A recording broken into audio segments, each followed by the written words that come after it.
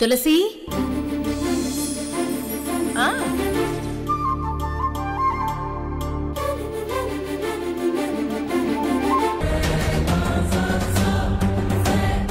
లక్ష్మి, నేను ఆడమన్న ఒక్క అబద్ధంతో ఈ ఇంట్లో నీకెంత గౌరవం తెచ్చిపెట్టిందో చూసావా? ఇంట్లో వాళ్ళందరూ నిన్ను ఎంత కేరింగ్గా చూసుకుంటున్నారో చూస్తున్నావు కదా. నిన్నొక గాజు బొమ్మలా చూసుకుంటున్నారు.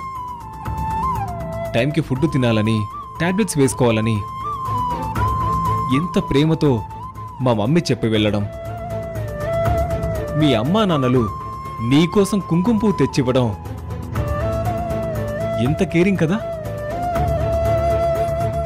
నా వల్ల నీకెంత మంచి జరిగిందో, నువ్వెంత సుఖపడుతున్నావో అర్థమవుతుందా? సంజయ్, నేను సుఖపడట్లేదు, నరకం అనుభవిస్తున్నాను. నరకమేంటి లక్ష్మి? నిన్నిక్కడ ఎవరూ టార్చర్ పెట్టట్లేదు కదా. నన్నెవ్వరూ ఇబ్బంది పెట్టట్లేదు. మనసు చంపుకుని నేను అమ్మని కాబోతున్నానని అబద్ధం ఆడి అందరినీ మోసం చేస్తున్నానన్న బాధ నాలో ఎక్కువైపోతుంది. ఇలా మోసం చేయడం తప్పని నా మనస్సాక్షి నన్ను గుచ్చి ప్రశ్నిస్తుంటే రాత్రులు నాకు నిద్ర పట్టట్లేదు.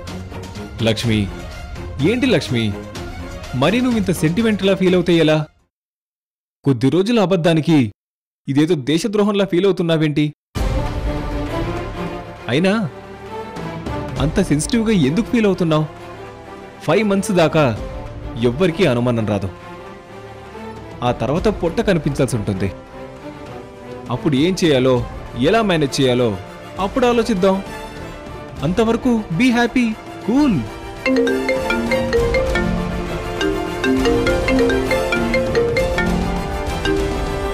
Hello Sanjay. Hi Srikanth, how are you? Jyotiraditya గురించి నీకు విషయం చెప్పాలి.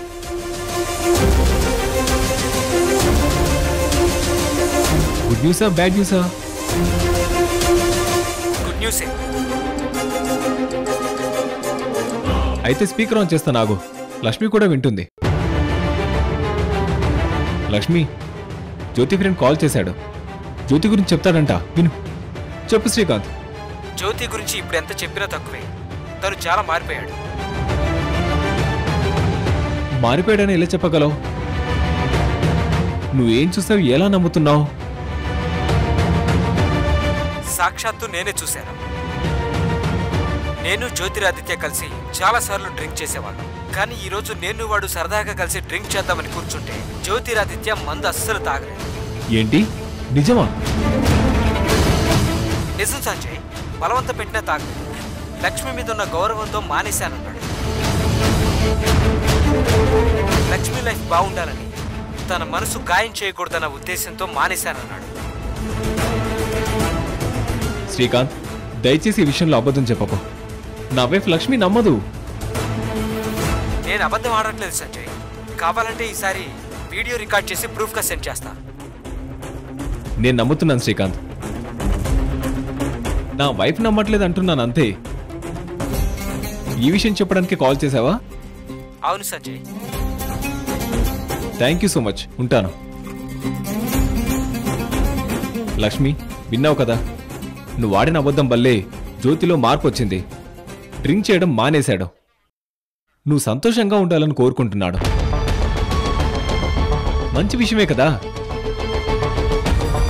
మరి నీ మాజీ పీరియడ్కి అంత మంచి జరుగుతుంటే ఈ అబద్ధం కొనసాగించడంలో తప్పేముంది? Be cool. తాగుడుకు, చెడు వ్యసనాలకు బానిసైన వాడు ఒక్కసారిగా మారాడంటే అది నిజంగా మిరాకిల్. తను తాగితే నువ్వు బాధపడతావని మానేశాడు చూడు, వాడు చాలా గొప్ప ప్రేమికుడు. నిజంగా మీరిద్దరు చాలా గ్రేట్.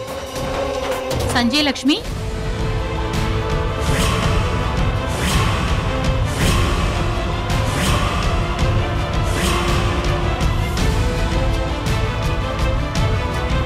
ఏంట్రా అమ్మాయికి ఏం చెప్తున్నావు? అది జాగ్రత్తలు చెప్తున్నానమ్మా. మరి ఆ చాప దిండు కిందున్నాయేంట్రా?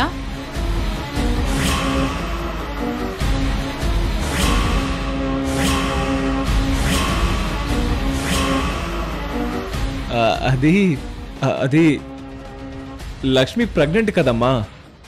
నేను పక్కన అటు ఇటు దొర్లుతుంటాను కదా. బేబీ ఫామ్ అయ్యేటప్పుడు బయట నుంచి ఇలాంటి ప్రెజర్ పొట్ట మీద పడ్డా ప్రమాదం అని ఒక మెడికల్ ఆర్టికల్లో చదివాను. అందుకే నేను కింద పడుకుందామని డిసైడ్ అయ్యాను. అలాంటి అవసరం లేదు. మరీ అంత జాగ్రత్తలు తీసుకోవాల్సిన అవసరం లేదు. పైన పడుకో. భార్యకి ఇలాంటప్పుడే భర్త దగ్గరగా ఉండాలి. కడుపుతో ఉన్న ఆడపిల్లకు భర్తే ధైర్యం. అన్నట్టు లక్ష్మి, టాబ్లెట్స్ కబోర్డ్లో ఉన్నాయి. మళ్ళీ నువ్వు ఎక్కడ వెతుక్కుంటావో అని చెబుదామని వచ్చాను. అలాగే అత్తయ్య.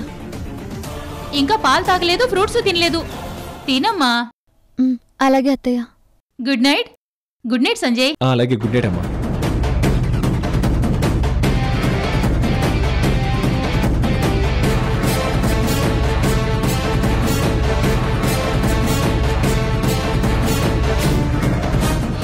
అమ్మయ్యా, మా మమ్మీ ఏమీ వినలేదు. మన ఆడుతున్న నాటకం బయటపడలేదు. చాలా హ్యాపీ. లక్ష్మి, నువ్వు బెడ్ మీద ప్రశాంతంగా నిద్రపో. నేను కింద పడుకుంటాను. Good night. పడుకో పడుకో.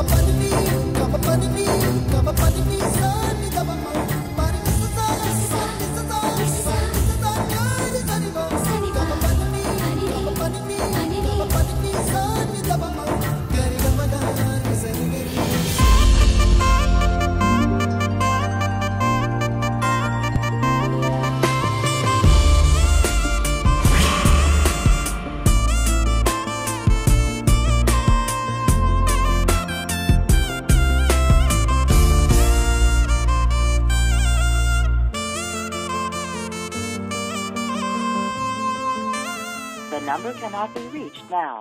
Please hang up and try again later.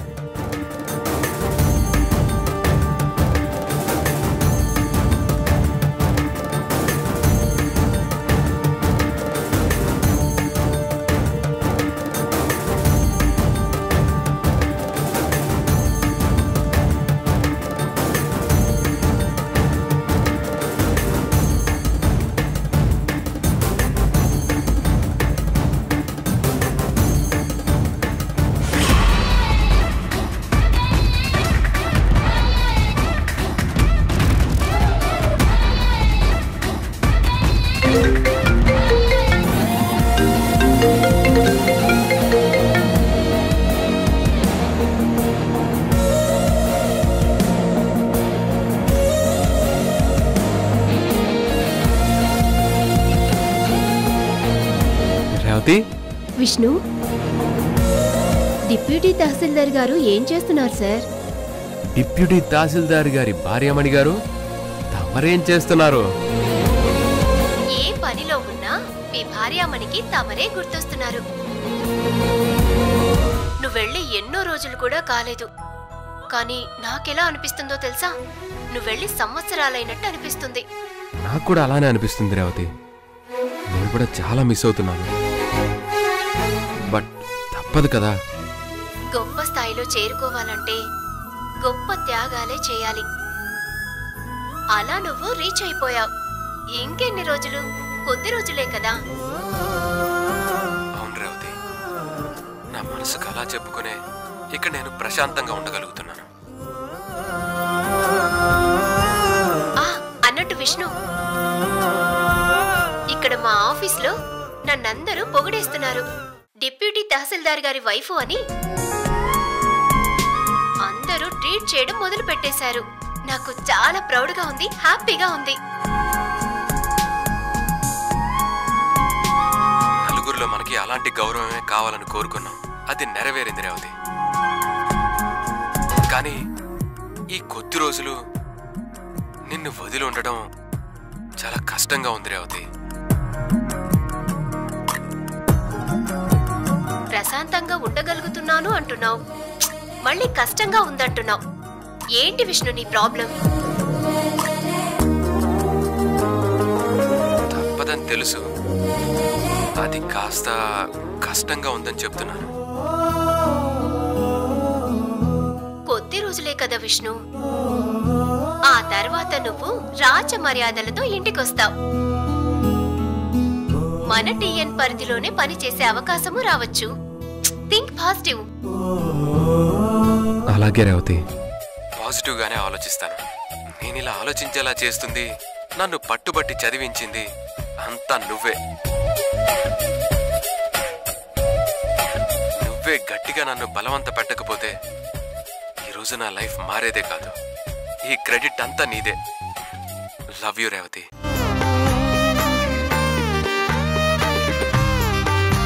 Love you Vishnu. Miss you a lot.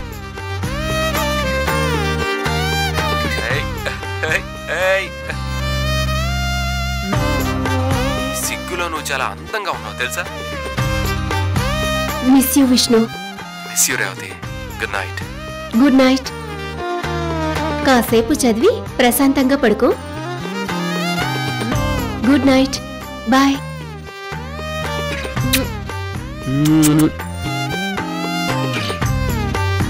Bye. కన్నులతో చూసేది కొంచెమే, గుండెల్లో లోతే కనిపించేనే. పై పైన రూపాలు కాదులే, లోపలి ప్రేమే చూడాలిలే. నిజమేనే చెబుతున్నా జానే జానా, నిన్నేనే ప్రేమిస్తున్నా.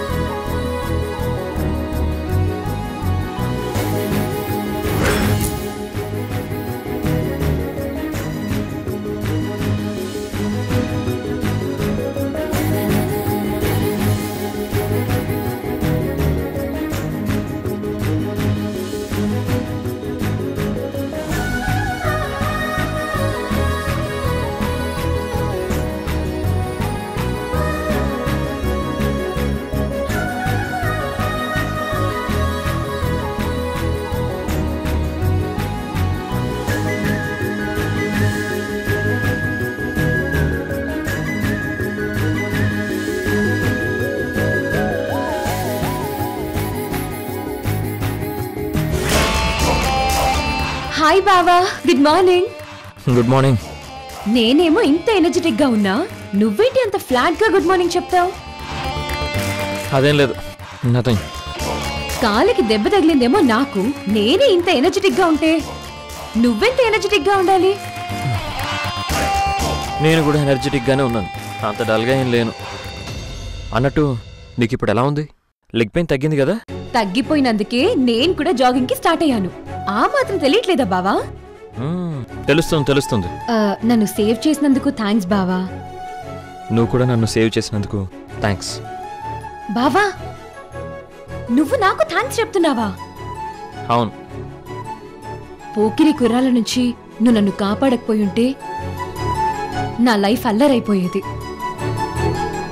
పరువు పోయి చాలా డిప్రెషన్లోకి వెళ్ళిపోయేదాన్ని. కానీ నువ్వే నా పరువు కాపాడావు. అందుకు నేనే నీకు స్పెషల్ థ్యాంక్స్ చెప్పాలి, కానీ నువ్వు నాకు చెప్పడం ఏంటి? నా కాలికి తగిలే దెబ్బ నువ్వు తగిలించుకొని నన్ను కూడా నువ్వు కాపాడిన దానివి అయ్యావు కదా, అందుకే నేను కూడా నీకు థ్యాంక్స్ చెప్పాను. ఫ్రెండ్స్,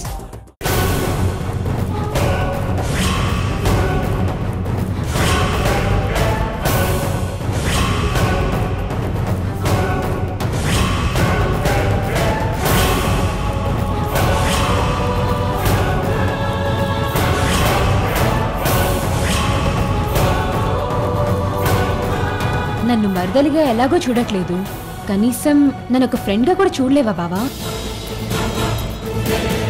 వామ్మో, ఈ రాణి అగ్రిమెంట్ తగలబెట్టి షేక్ హ్యాండ్ ఇచ్చేస్తోంది. చిన్నబాబు గారు, మీరు అస్సలు తన బుట్టలో పడకండి, చేయి కలపకండి.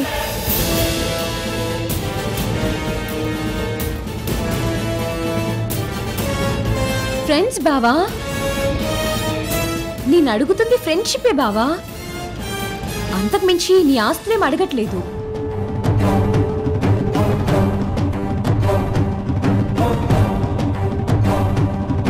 షేక్ హ్యాండ్ ఇవ్వు బావా, నీకు ఇష్టం లేకపోతే వద్దులే బావా.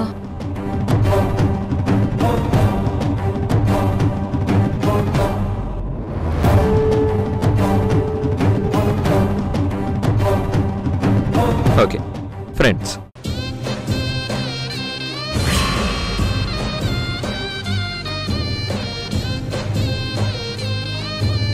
ఫ్రెండ్స్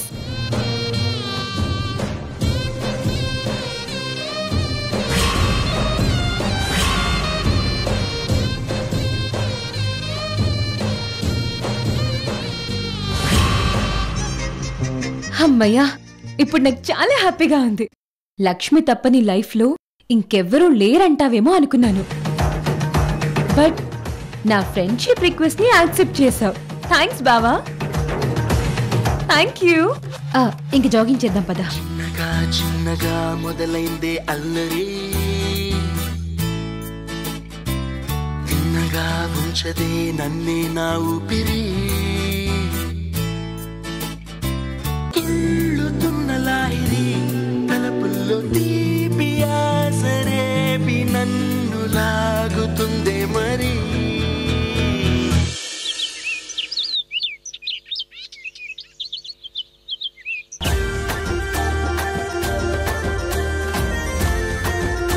అక్క, నీతో 2 విషయాలు మాట్లాడాలి. 2 కాకపోతే 4 విషయాలు చెప్పవే, నిన్నెవరు కాదన్నారు? అది రాణి నొప్పించి ఇంటికి తీసుకొచ్చావు. నువ్వు చెప్పినట్టు అన్ని పనులు చేస్తోంది. అంతకు మించి అన్నట్టు చిన్నబాబు గారితో చాలా చనువుగా ఉంటుంది. ఏంటి నువ్వు చెప్పేది, నిజమా? అవునక్క, తను ఫ్రెండ్ అని షేక్ హ్యాండ్ ఇచ్చింది. జ్యోతిబాబు కూడా షేక్ హ్యాండ్ ఇచ్చాడు. షేక్ హ్యాండ్ ఇచ్చుకుంటే తప్పేంటే? అక్క, వాళ్ళ షేక్ హ్యాండ్ ఇచ్చుకున్న వాళ్ళ చేతుల్లోనే కాదు, మాటల్లో కూడా తేడా కొడుతుంది. నీ చూపుల్లో తేడా కొడుతుంది కానీ వాళ్ళ మాటల్లో మాత్రం ఏ తేడా లేదు. వాళ్ళిద్దరి మధ్య స్నేహం కుదరాలంటే మాట్లాడుకోవాలి కదా. రాణికి దెబ్బ తగలటం వల్లే వాడిలో మార్పు వచ్చింది. ఇదంతా నేను చేసిన ప్లానే కదా బుజ్జి. రాణి చేసింది కాదు, కావాలని రాణి చనువు తీసుకుంది కాదు. నువ్వెందుకు తప్పుగా అనుకుంటావు? అది కాదక్క, నువ్వు అనవసరంగా లేనిపోని అనుమానాలు పెట్టుకుని బుర్రపాడు చేసుకోకు. ఏ అగ్రిమెంట్ మీద అయితే రాణిని తీసుకొచ్చామో ఆ అగ్రిమెంట్ ప్రకారమే రాణి ఎక్కడుంటుంది. జ్యోతి మనసులో లక్ష్మి జ్ఞాపకాలు దూరం అయ్యాక రాణి ఇల్లు వదిలి వెళ్ళిపోతుంది. అర్థమైందా? నెక్స్ట్ ఇంకో విషయం ఏంటి, అది చెప్పు. అక్క, అది చెప్పు. అది కూడా ఇలాంటి విషయమేనా? కాదక్క, నాకు సాయం కావాలి. ఏంటో అడుగు. నాకు అర్జెంటుగా 30,000 కావాలక్క. అంత అవసరం ఏమొచ్చిందే?